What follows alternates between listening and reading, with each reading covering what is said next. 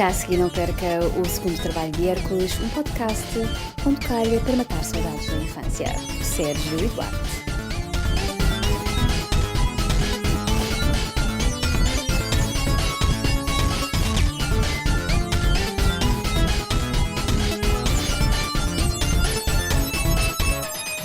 Olá a todos e bem-vindos a mais um episódio do segundo trabalho de Hércules. Eu sou o Duarte. Eu sou o Sérgio. E eu sou o Gonçalo. E finalmente, depois do primeiro episódio com o Gonçalo, o que é que achaste dessa experiência? Foi uma boa experiência e ainda bem que estamos aqui de novo a continuar a nossa aventura. Boa. Então como já se perceberam, não é nós, para quem não seguiu, estamos a fazer uma segunda parte. Já tínhamos tido o Gonçalo finalmente a semana passada.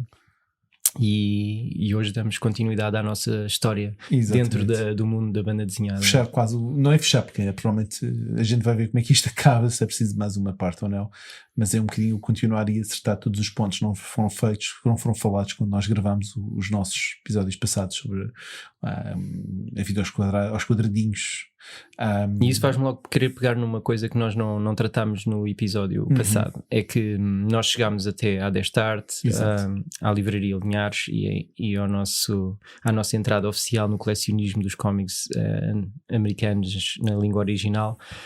Mas por esta altura o Gonçalo já era dono de coisas como o Watchmen, por exemplo, do Alan Moore e do Gibbons. Aliás, se não no mesmo dia, provavelmente na mesma semana ele empresta-me uma graphic novel da Marvel, tudo isto edições de Abril, que era o caso do como é que se chama? Triunfo e Tormento, não é? Uma graphic novel do Doctor Doom e do Doctor Strange, a Cosmic Odyssey do Jim Starlin e do Mike Mignola, e o já citado Watchmen do Alan Moore e do Dave Gibbons. E eu pergunto, Gonçalo, como é que tu já tinhas acesso aos Watchmen? Como é que tu já sabias que isso existia?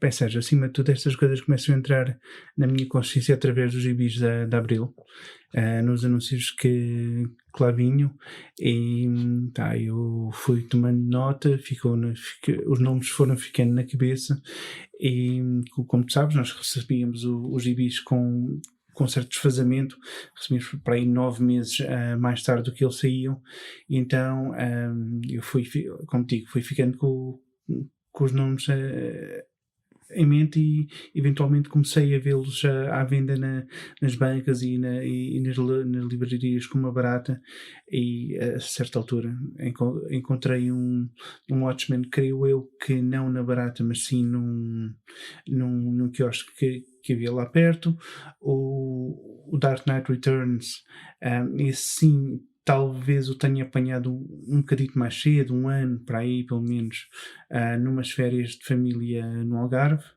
E também a Graphic Novel. A Graphic Novel era mais fácil de encontrar do que esses que acabavam por ser talvez um pouco mais esotéricos. E o que é que tu como é que deste conta dos Watchmen? Tu sabias o que era? O que é que estavas a comprar? Nada, Sérgio, não fazia ideia do que aquilo era. Olhava para os personagens e não sabia quem é que eles eram, não representavam ninguém como fosse minimamente familiar, não sabia ainda a história por trás do conceito do Watchmen. Tudo isso me era estranho, mas eu sei que ao ver os anúncios aquilo parecia-me diferente o suficiente para me ter aguçado a curiosidade, e garantidamente que não me arrependi quando investi aqueles preciosos 500 ou 600 escudos num só livro e depois devorei aquilo possivelmente numa tarde inteira. Tu, Duarte, tu passaste pelos Watchmen nessa altura? Eu nem recordo, até aí fazer uma pergunta que era, nós tínhamos muitas coisas que eram alteradas, os nomes para português, não é? E eu perguntava-vos se o Watchmen teve alguma derivação para português, tipo os Guardiões ou não, eu lembro, Observadores a capa era o mais clássico possível do que nós conhecemos das edições da DC Comics, não é? Aquele pin com o smiley face. Sim, com os aguentados, exato. E aquele lettering amarelo naquela barra preta lateral. Eu não tive qualquer contacto. O único contacto que tive foi muito mais tarde, quando tu tentavas um bocado, vamos dizer, impingir entre aspas, porque era uma maneira de queria que eu fizesse parte desse grupo de pá, lê o Watchmen, isto vais gostar, isto vai dar-te uma visão completamente diferente dos cómics e por em diante. E eu lembro nessa altura também não o li, e acho que o efeito Watchmen, no meu caso, foi muito o efeito o Hellboy, que a gente está a falar mais aqui um bocado quando entramos, se calhar, nas livrarias, e como é que depois eu entro no meio um bocadinho mais de mature reading, porque só li Homem-Aranhas e por em diante. E tu, quando estás a dizer, leste outra vez. E qual foi a sensação, ou seja, estamos a falar do Watchmen, quando vocês leram aquilo tem, ou seja, quando eu li aquilo para mim foi um baque, não é? Foi um bocadinho de, eu já tinha 17 ou 18 anos, provavelmente, quando li aquilo, mas vocês tinham idades muito mais novas. Eu só li o Watchmen 2 vezes na minha vida. E a primeira vez que li com o livro do Gonçalo não foi para mim agradável a sensação com que eu fico por causa de como ele destrói os super-heróis. Claro que eu não tinha nenhuma noção do passado daqueles heróis, das referências de Charlton. Eu não sabia quem era o Mr. Hay, nem o Peacemaker, nem o The Beetle, nem nada das origens daqueles personagens. Não foi por aí que eu li, não. Mas admito que aquilo é lido por uma mente ainda impressionável e ainda muito imatura, tem a capacidade de tirar o encanto todo aos super-heróis. Eu acho que eu precisaria, logo a seguir a ter lido o Watchmen, de ter lido uma coisa como o Astro City ou os Marvels. Eu ia dizer a Turma da Mónica. Tive de ler a Turma da Mónica a seguir a única maneira de te aguentar. O Astro City é o melhor exemplo do que eu quero dizer. Sim, uma visão solar, otimista, bem disposta do que pode ser um comic book de super-heróis. Foi para isso que me pediste o meu Astro City depois de eu tentar ler o Watchmen. Toma lá, podes ficar com isto. Porque acho que tu passaste-me e disse, podes ficar, não há problema nenhum, tens aqui, toma lá a terapia. Porque eu lembro-me que eu tentei ler o Watchmen sem grande sucesso daquela vez, e tu pouco tempo depois disseste, pá, toma lá aqui uns 3 números do Astro City. E eu, ok, não certo. tinha ideia disso, não me lembrava disso. Mas a percepção dos Watchmen deixou-me há alguns dias com muito pouca vontade de ler super-heróis. O Alan Moore tem uma habilidade especial para tornar aquilo tudo sórdido. Os uniformes se tornam sórdidos e complexos sexuais, difíceis de desemaranhar, o racismo, a violência gratuita inerente. Ele tem uma habilidade especial para tornar sujo tudo o que tu leste antes de Watchmen. E depois eu acho que precisas de um bocadinho de uma purga, precisas de um tempinho só para te apetecer a voltar a ler personagens como aqueles. Se calhar em vez de passares para um Astro City tinha sido melhor passares para uma Turma da Mónica, é muito mais fofinho, tem tudo uma vida de bairro. Se calhar tu pensaste isso da Mónica, esta tipa por trás de uma agenda qualquer. A Mónica também devia ter um alter ego de super-herói, porque todos os cómics brasileiros tinham sempre um número em que os personagens, seja fosse a Lulu e o Bolinha, fosse os Trapalhões, todos eles tinham um número em que se tornavam uma espécie de Mónica com milhares de números. De certeza que houve algo em que houve uma Super Mónica. Claro. Houve um Super Cebolinha, eu lembro de um Super Cebolinha. Pronto, então. Sim. Eu estou a falar de uma agenda por trás da Mónica. Sim. A Mónica não é bem Mónica, era uma dealer lá da zona que tinha cocaína dentro do... Isso é o Alan Moore a escrever. Exatamente, uma Turma da Mónica. E tu, já que estamos a falar da abordagem do Sérgio, vou passar para ti. Qual foi a tua abordagem quando tu leste a primeira vez o Watchmen? O que é que isso fez-te? Ou seja, foi um bocado esta abordagem do Sérgio de preciso de alguma coisa para compensar? Ou... Eu explico. Eu teria, assim por alto, 13 ou 14 anos quando li aquilo. Não faria de mim uma pessoa particularmente douta ou culta ou mais preparada para ler aquilo, mas eu consigo contextualizar aquilo como sendo um produto da sua era. Eu sempre tive o hábito, quando pegava num livro, ir ler as indícios para descobrir quando é que aquilo foi publicado originalmente. Então facilmente descobri que aquilo tinha sido em 86, ou tinha começado a sair em 86 pelo menos, e como nós sabemos, aquilo foi, a altura, essa era foi muito caracterizada pelas questões da Guerra Fria, e havia toda uma paranoia nuclear que o Alan Moore explora ali de uma maneira muito concreta e de uma forma brilhante. Ajudou-me a mim a apreciar melhor a história. Uma coisa boa que o Watchmen tem é que é uma história standalone. Nunca teve prequelas, nem nunca teve sequelas, ok? Estamos entendidos? Nunca teve.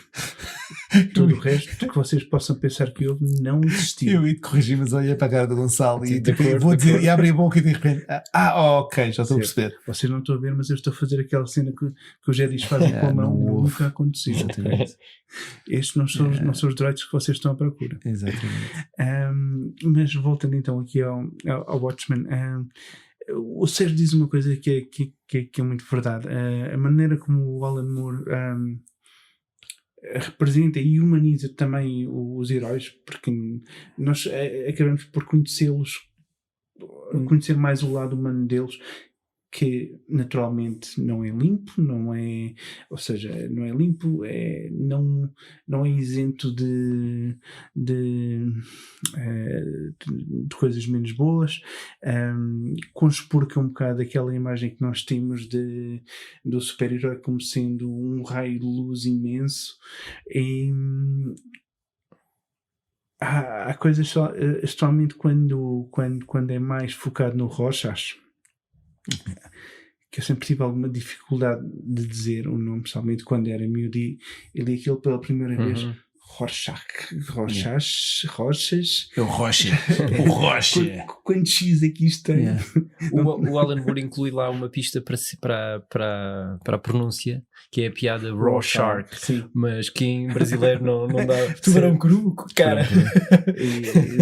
E também creio que mesmo com aquela altura, naquela altura mesmo eu já falando inglês há uma série de anos, se eu lesse Raw Shark e depois pegasse Raw Shark, também não sei se chegaria lá. Mas eu gostei muito do Watchmen quando li. Agora, se me perguntares se eu entendi completamente quando li, pois, já são... Tal como eu. O Grant Morrison dá para mim o que eu acho que é uma das chaves mais ilustrativas de como ler a abordagem do Alan Moore aos super-heróis ali. O Grant Morrison diz que se pode escrever super-heróis de duas maneiras: como o missionário, ou seja, como, digamos, o ser humano normal que visita o universo dos super-heróis para o mudar, não é? Para lhe dizer, é assim que se vive no nosso mundo, é o missionário que vai para o mundo exótico cristianizar os indígenas ou assim. E isso é o que o Alan Moore está a fazer, vai trazer o mundo real ao mundo da fantasia. E ele diz: a outra maneira de escrever é escrevendo como um antropólogo, como o estrangeiro que entra para conhecer como é o mundo dos super-heróis, e que é como ele prefere escrever, como o Grant Morrison prefere escrever, ensinem-me vocês como é que se vive aí desse lado da película. Não quero eu levar o meu mundo aí para dentro, mas o Alan Moore leva inteiramente as regras do nosso mundo lá para dentro. Certo. Sim, e aí os super-heróis não saem com a melhor luz dali. Sim, não saem com a melhor beleza, é verdade. E tu, Duarte, tu tiveste algum choque semelhante ou não? Eu li os Watchmen muito tarde, por isso eu já estava com alguma pedalada, ou seja, quando eu li, eu acho que li, confesso que deve ter lido muito rapidamente, um bocado mais daquela de picar o ponto, mas devia ter o quê? Uns 17 anos, 18. Mas como tinha outras coisas, tipo, que me interessava muito mais ler, como na altura os Hellboys e os The Dreaming e por em diante, achei tipo interessante, mas não achei. Só muito mais tarde, quando volto a reler, é que entro nessa perspectiva um bocadinho de assumir, identificar a escrita do Alan Moore, não é? Como essa crueza, e mostrar um bocadinho o mundo real, se isto acontecesse nos dias de hoje, com todas as referências políticas e por ainda época. Aí eu gostei muito, aí eu lembro-me de ter ficado... E agora... eu lembro de ficar confuso, depois de repente Lá tem uns lives e no final, com conclusão, tu ficas de não vou ler tão cedo um Watchmen ou Alan Moore tão cedo, porque depois daquilo é preciso tu, como disseste, um Astro City, mas eu na altura estava a ler outras coisas, mas precisava do Dreaming, um Neil Gaiman para me dar um bocadinho de, sabes, aconchego. E agora a obra gêmea, Sim. o Dark Knight Returns, o que é sempre citado ao lado dos Watchmen. Yeah. Esse também chegou na mesma altura, Gonçalo. Chegou na mesma altura, talvez separados por um ano.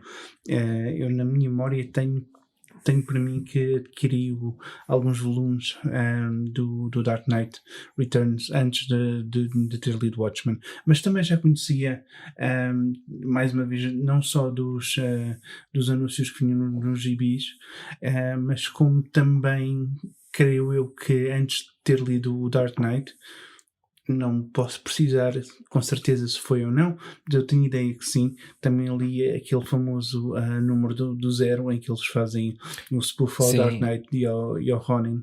Então, como digo, Frank Miller era um daqueles nomes que eu iria seguir sempre, depois de ter lido o Run Deal em Daredevil, depois de ter ficado traumatizado ainda hoje com a morte da Elektra, depois de ter ficado ainda mais traumatizado quando vi o Sienkiewicz a desenhar o rei do crime, que quando era miúdo e via aquela figura gigantesca, grotesca, e eu pensava, isto não é o rei do crime, não venho com essas tretas, porque eu estava habituado a um rei do crime desenhado pelo Romita. Claro. Mas naturalmente depois quando cresço e começo a olhar aquilo com outros olhos, começo a apreciar muito mais o Sienkiewicz.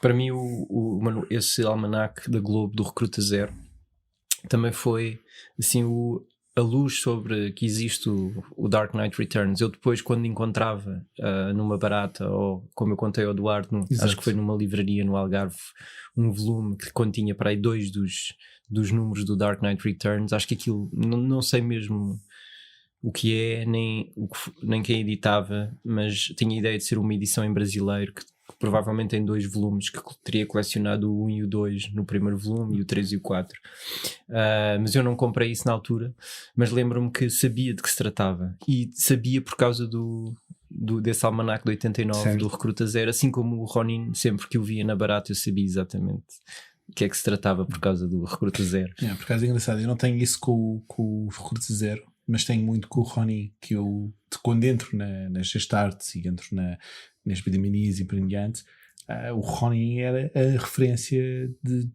uma história, seja do Frank Miller, eu sabia perfeitamente, ou seja, se naquela altura em que nós começássemos a ler banda desenhada, alguém referisse Ronin e as pessoas lês Ronin do Frank Miller, e havia sempre uma conversa à volta daquilo, era um dos pináculos de quem tivesse lido, podia fazer parte do grupo dos entendidos, mas eu nunca tinha lido, só tinha visto nas baratas, tinha folheado, mas era um número que ainda hoje me recordo de ver nos quiosques de rua.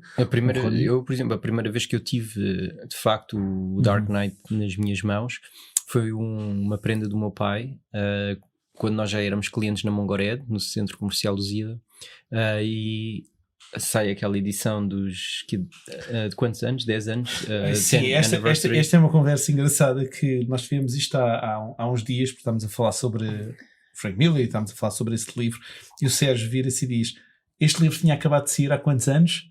Há 10 anos. O Dark Knight Returns, portanto, era de 84, e neste momento, ou de 85, não é? De 86, ok. E neste momento passou mais tempo que o Sérgio tem esta edição até aos dias de hoje do que tinha passado de publicação. Quer dizer, quando nós estávamos a comprar um livro que tinha 10 anos, e que para nós já era um clássico. Sim, exatamente.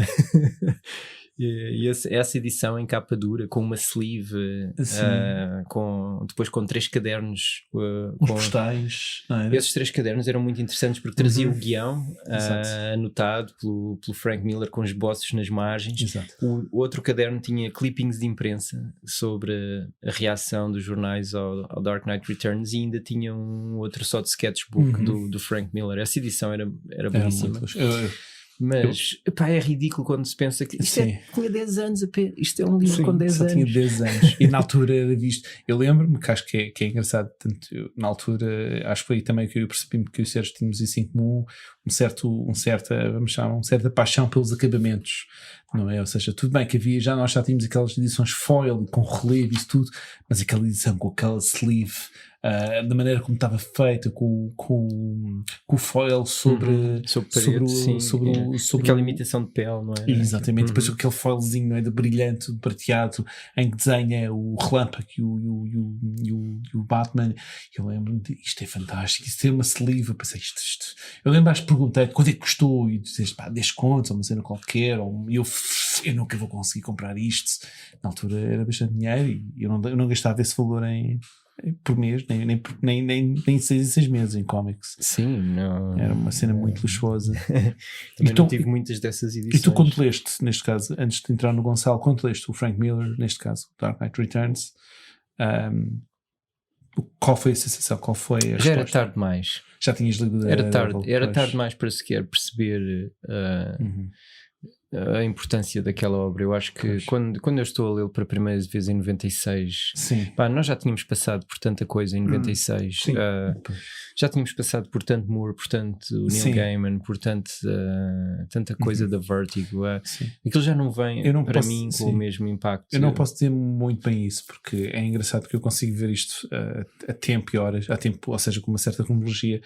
Tu passas no verão o run do Frank Miller do Dark Knight Returns, que mudou completamente para mim. De repente tudo que eu desenhava era estilo Frank Miller, era figuras sempre com punch sobre a cara, e eu fiquei completamente louco pelo Frank Miller melhor, Daredevil Frank Miller. E para mim só havia um Daredevil, que era The Man Without Fear, e desenhado pelo Frank Miller. Mas não era. Tu apanhaste-o pelo John Romita Jr. Sim, mas pronto, era escrito, exatamente, é isso. Era escrito pelo Frank Miller, mas era desenhado pelo John Romita Jr. E eu lembro de ter ficado abismado.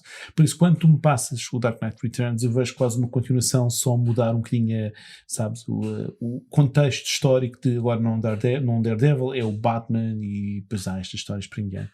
E eu lembro-me de, quando acabei de ler esse Dark Knight Returns, lembro-me exatamente daquele mundo com o oposto do Frank Miller, o oposto do Watchmen, que era preciso ler mais, o que é mais do Batman, tem esta magnitude, tem esta capacidade de me deixar com vontade de ler mais e mais histórias sobre o Batman.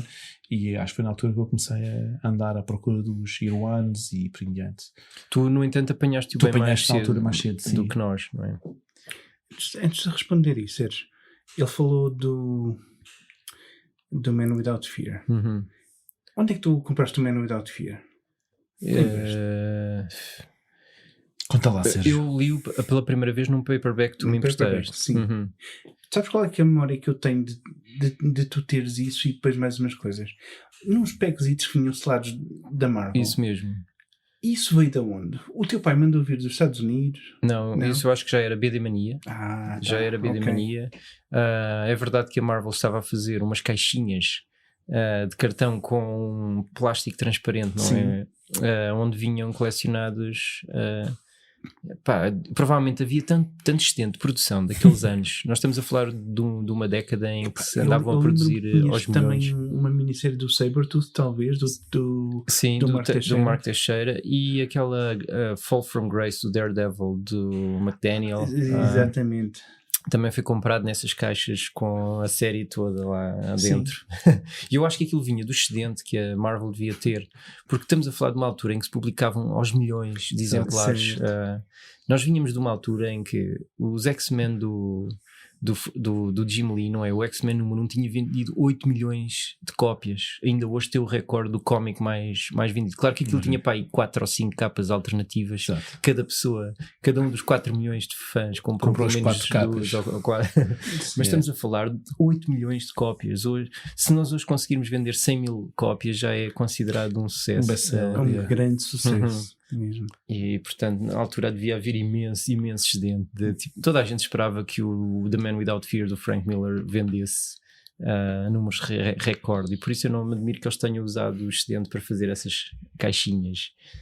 Mas conta lá do Dark Knight. O Dark Knight quando entra na minha vida, nós há bocado estávamos a falar de eu estar a seguir o Frank Miller e de eu não ter acesso a muito do output que ele estava a fazer, porque parecia-me que era manifestamente pouco.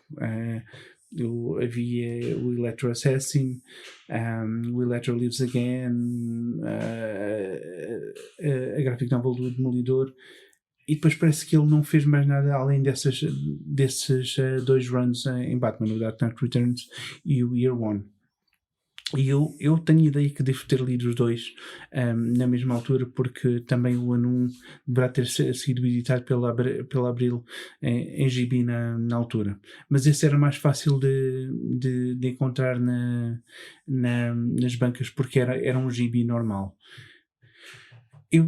Como vos disse, eu acho que só comprei para aí 2 volumes soltos do Dark Knight Returns, então eu conhecia partes da história. Eu acho que tinha para aí o 2 e o 4, ou uma coisa assim. Então, eu durante muito tempo não soube como é que a história começava, o que é que estava no meio, o que é que levava até ao fim que eu conhecia. Eventualmente sim, depois mais tarde adquiri uma edição colecionada da Abril também, com aquela capa icónica do relâmpago e a silhueta do Batman. E depois quando li a história toda, gostei muito, mas hoje em dia eu já não voltei aquilo há muitos anos, e a última vez que voltei fiquei pronto, é giro, mas não é já ao passo que, por exemplo, e vou bater na mesma tecla, eu ainda hoje, se pegar em Sandman e reler, eu vou continuar a ficar maravilhado. É verdadeiramente intemporal para mim. O Dark Knight fica muito preso à realidade política dos Estados Unidos da América daquela altura. Sim. E é indissociável. O Watchmen também, mas o Watchmen é mais fácil tu suspenderes a descrença e revisitares essa altura.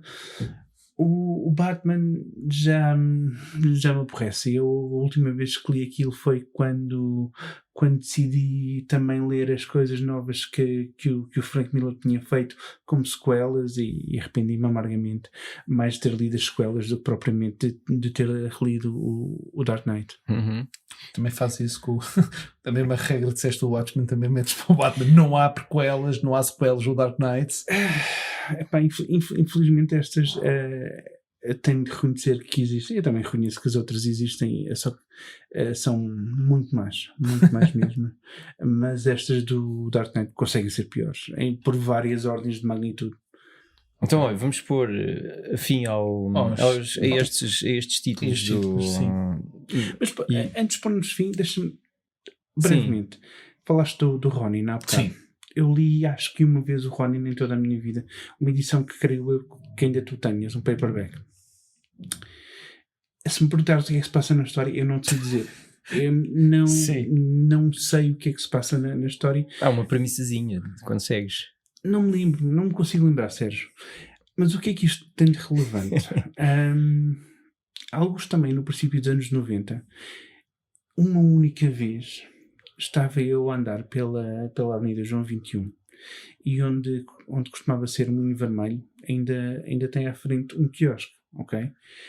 E nesse quiosque eles tinham lá um gibi à venda, formato cómico, que eu nunca tinha visto em lado nenhum, com um nome muito estranho, mas tinha uma capa do Frank Miller, e eu conhecia a imagética do Ronin, percebes? Ok. E pensei, mas olha este personagem aqui numa coisa chamada Lobo Solitário, que cria uma coisa assim. Que é isto, meu? Lobo Solitário? E foi a única vez que eu vi uma edição dessas à venda, e não sabia na altura o que era Lone Wolf and Cub, não sabia que eventualmente seria tornar numa das mais importantes coisas de BD que eu alguma vez li, e reli, que é brilhante do princípio ao fim. Mas lá está, Frank Miller a desenhar samurais, para mim, eu consigo me lembrar melhor das capas que ele fez pelo Lone Wolf and Cub do que Ronin. Ok. E agora voltando à nossa programação normal. Eu ia pôr fim a esta secção dos cómics de transição, e acho que é a altura para nós fazermos justiça ao que fomos encontrar quando abrimos as portas da Destart pela primeira vez, que é a Image Comics. Exato, Image. E o que é que era a Image Comics para ti, Gonçalo, antes da Destart? era algo que eu conhecia apenas de anúncios que ia vendo em cómics da Marvel. E não, eles não faziam anúncios a outra editora, mas havia uma companhia que fazia revenda de cómics, que era Entertainment This Month, ou ETM. E eles eram altamente especuladores, porque eles metiam lá sempre os nomes dos cómics que eram mais hot, mais procurados, mais apetecíveis. E aparecia lá coisa como Spawn e depois Image Comics entre aspas, e eu ficava: Image Comics? O que Image Comics? Eu não sei onde é que isso está, ou onde é que eu encontro isso. E só vim depois encontrar muito mais tarde, quando entramos pela primeira vez no mundo da Destart. Pronto, ela, como eu contei no episódio passado, a primeira vez que eu ouço o nome Image Comics é da boca do Gonçalo, quando ele aparece com o trading card do Spawn da Wizard Magazine. E uma das primeiras compras que eu faço na Destart é de um número do Spawn, não sei, o número 9 ou coisa assim, que tinha o Violator na capa, aquele palhaço, o clown. E o Todd McFarlane era um autor que já tinha passado muitas vezes pelas minhas mãos sem eu reconhecer o nome dele, porque eu andei a ler o Hulk da fase dos Hulkbusters, não é? Os caçadores do Hulk e a fase do Hulk cinzento, e apanhei muitos números do Amazing Spider-Man nas revistinhas da Abril, mas só aí é que eu começo a perceber quem é o Todd McFarlane. E com ele vem obviamente o Jim Lee, o Jim Valiant, o Eric Larson, o Will Sportacio, sim, o Mark Silvestri e o Rob Liefeld. Estes autores, para quem não sabe esta história, mas que é amplamente conhecida, tinham o recorde de vendas na Marvel Comics. Todos eles trabalhavam para a Marvel Comics, e estamos a falar aqui dos 3 autores que ainda hoje têm o recorde de vendas de cómics americanos: o Todd McFarlane com o Spider-Man número 1, o Rob Liefeld com o X-Force número 1 e o Jim Lee com os X-Men número 1. Todos títulos que foram extraídos dos títulos X-Men, Uncanny X-Men, Amazing Spider-Man e era o que é que me falta? E os New Mutants. Eles são todos autores que estão a bater recordes de vendas, mas que não se sentem devidamente compensados pelas vendas que estão a conseguir para a Marvel Comics. E muito graças à verve do Rob Liefeld, que eu acho que é a figura fundamental para a Image Comics acontecer. O Rob Liefeld é o autor que decide que vai fazer um cómic a título próprio. O Youngblood é um cómic que o Rob Liefeld andava a querer fazer sozinho, sem meter nenhuma grande editora, há bastante tempo. E aquele gênio de negócios que é o Todd McFarlane decide que está aqui a semente, eu não vou deixar este puto fazer isto sozinho, e eu vou convencê-lo a nós fazermos aqui uma secessão contra as grandes editoras. Nós vamos pegar nos melhores ilustradores da Marvel Comics e nós vamos sair em peso daqui para fora. Tudo o que eles precisavam era convencer o Jim Lee, que aparentemente era o único gajo mais relutante para cortar relações com a Marvel Comics. Era o puto bem comportado, o bom aluno. E eles, se nós conseguirmos o Jim Lee, eles não têm como nos parar.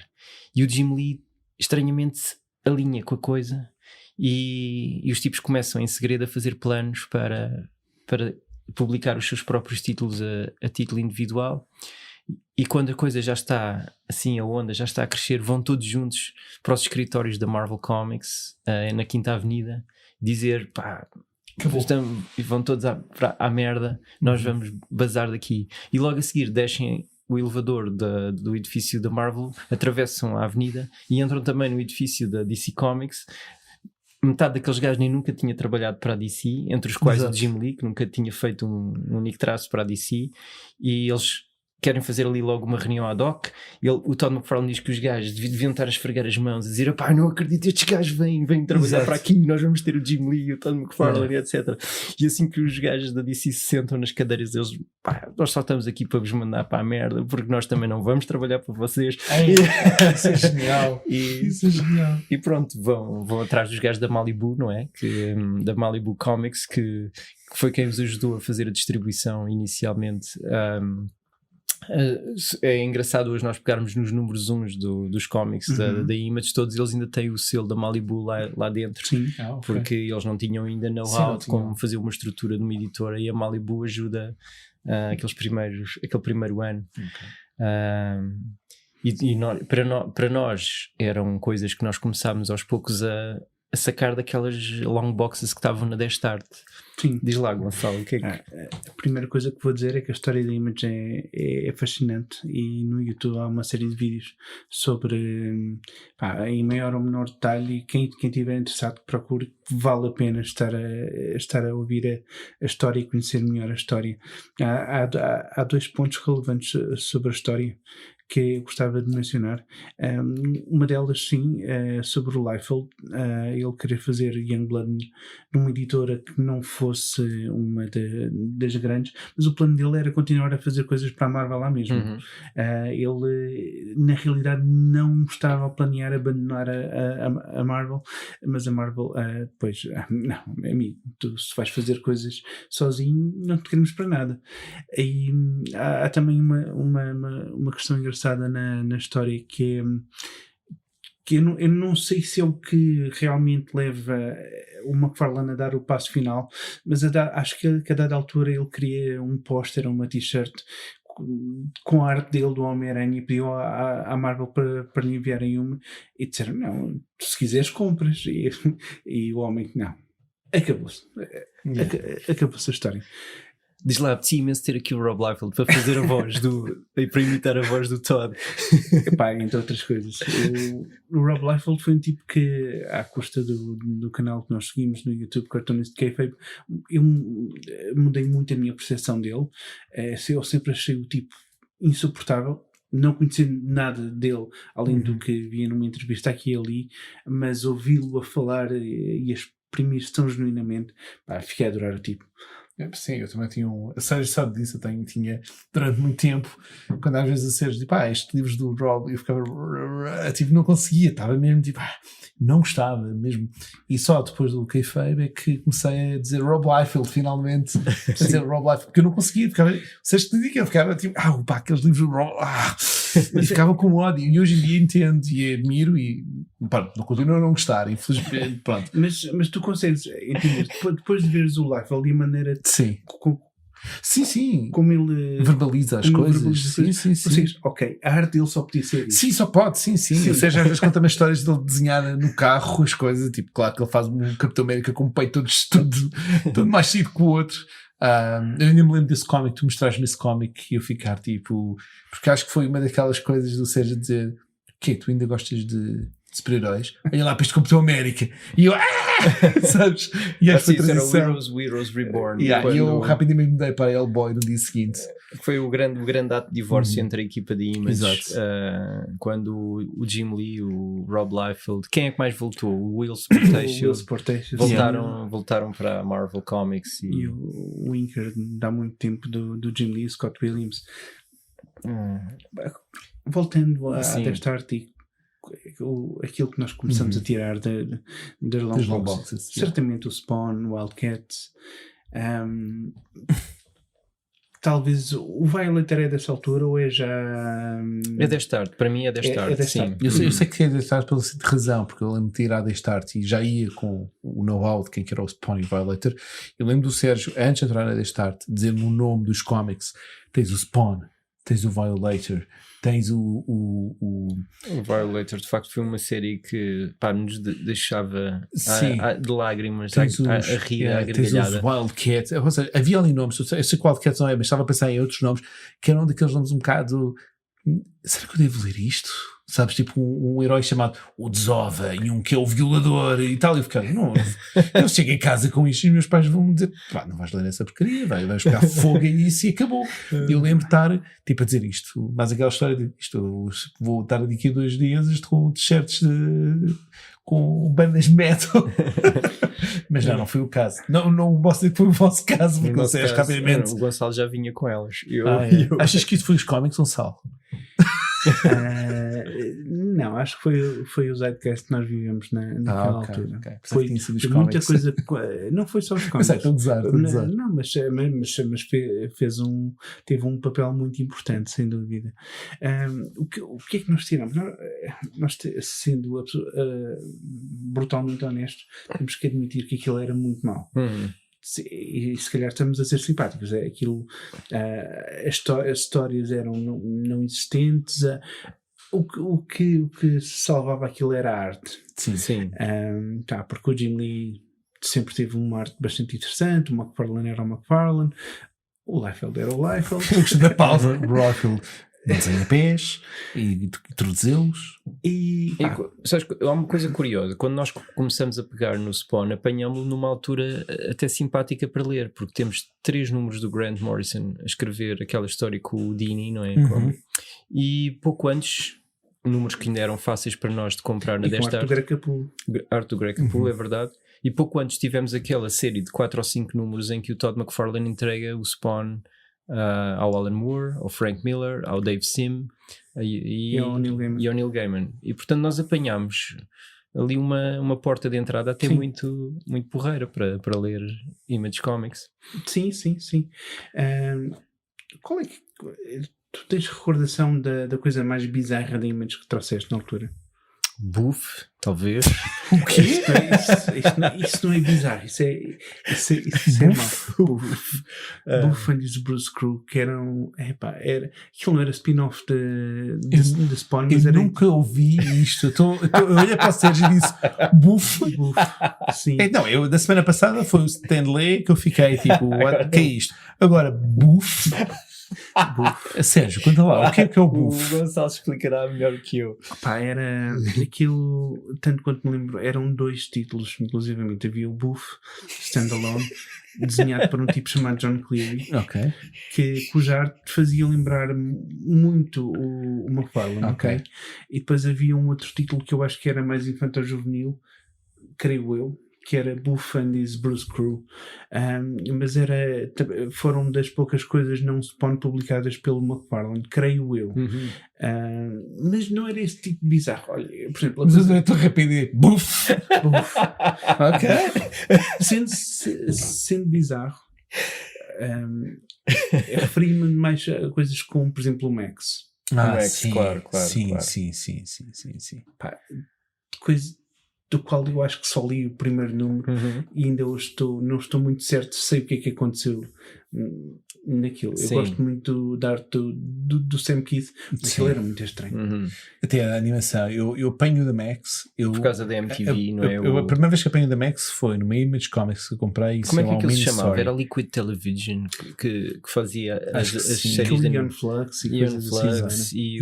E nós apanhamos a fase MTV que tinha a Influx e o da Max. Eu não sabia outro mais, mas lembro que eram as pessoas que eu via religiosamente.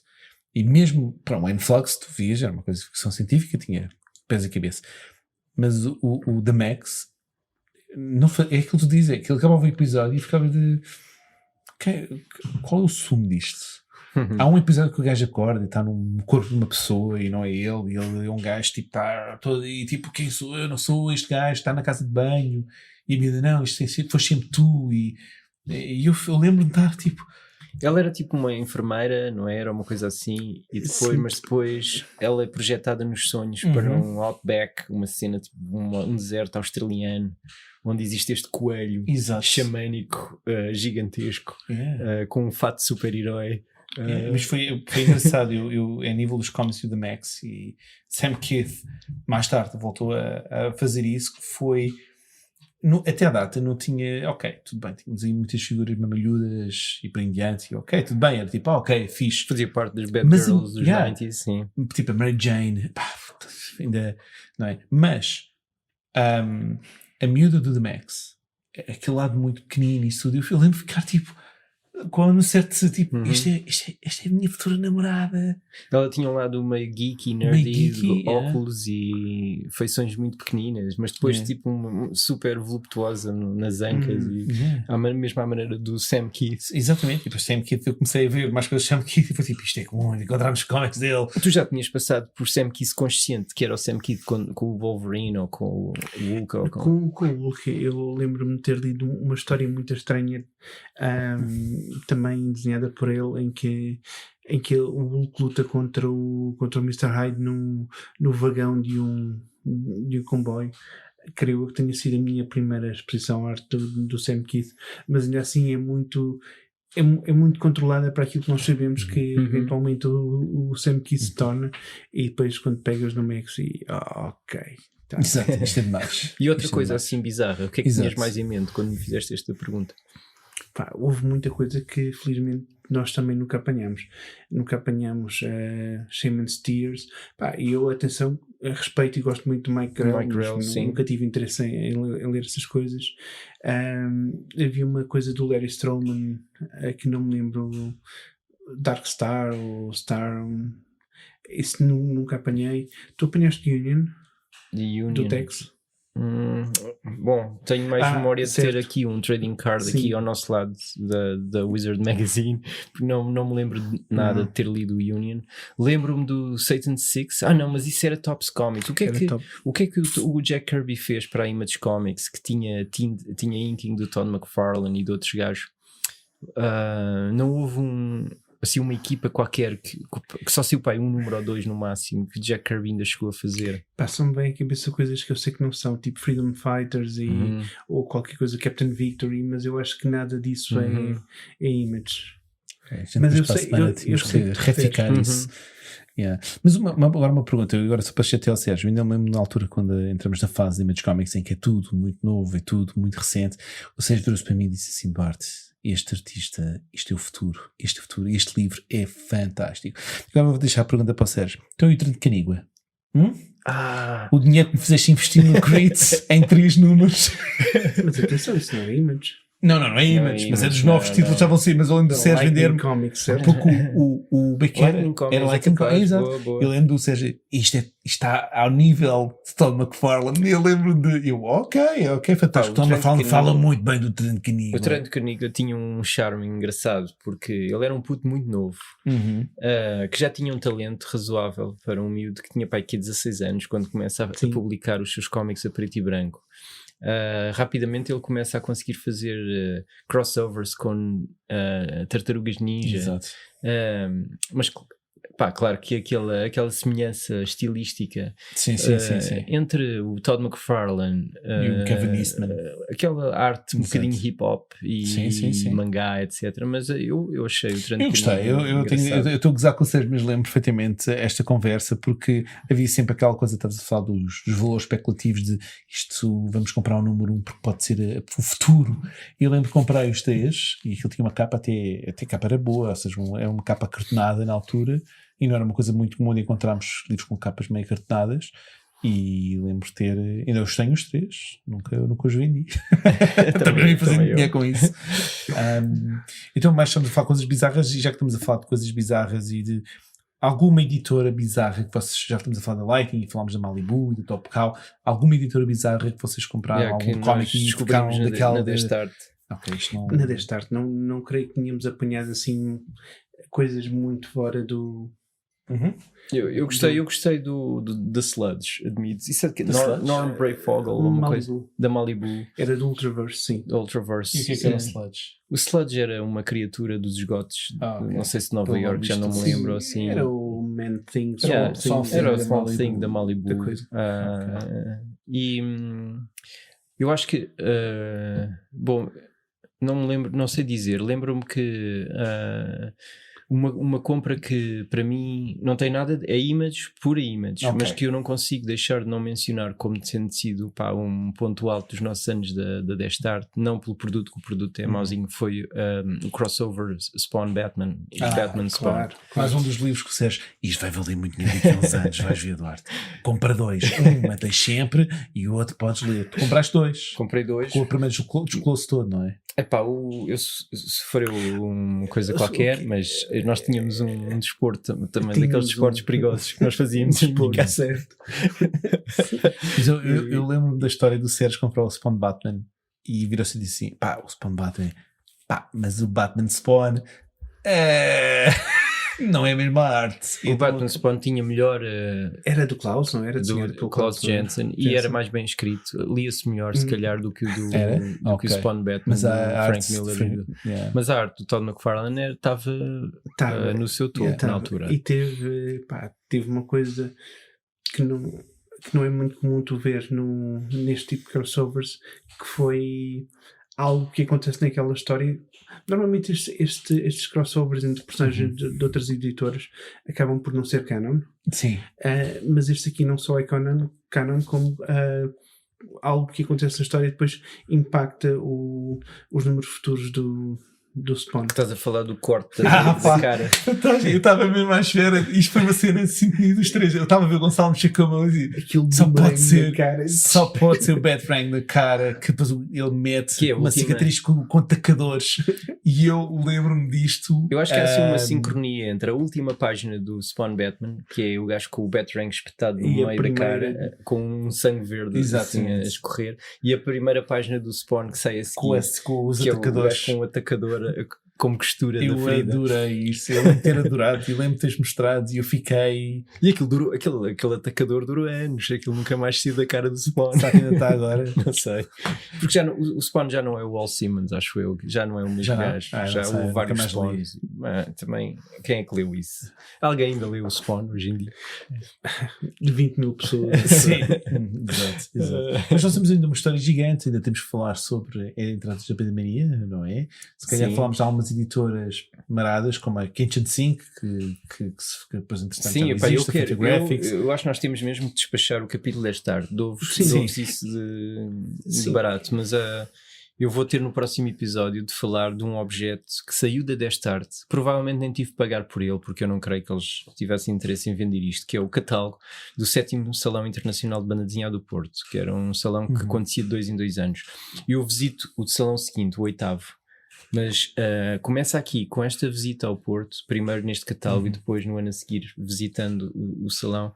Começa aqui uma revolução nos cómics que eu iria ler para o resto da minha vida. Daí que eu entrei também na E, Kitchen Sink e vamos falar de Fantagraphics e Comics Journals e por Sim, diante, isso mesmo. que acho que é muito importante, por isso- porque é engraçado só para rematar, porque eu lembro perfeitamente o dia em que tu vais ao Salão do Porto, porque nós éramos colegas de turma, Sim. e tu chegas com de repente uma pessoa nova, tipo, seja dizer, pá, Duarte, tens que ver, e falou de várias coisas que nós vamos falar para a semana, e acho que assim podemos dar, se calhar, descanso ao Hércules, não é?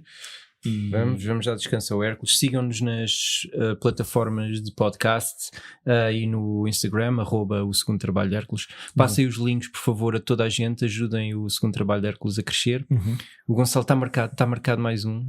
Tá? Pode ser. mas não há mais uns. Mais uns, pronto.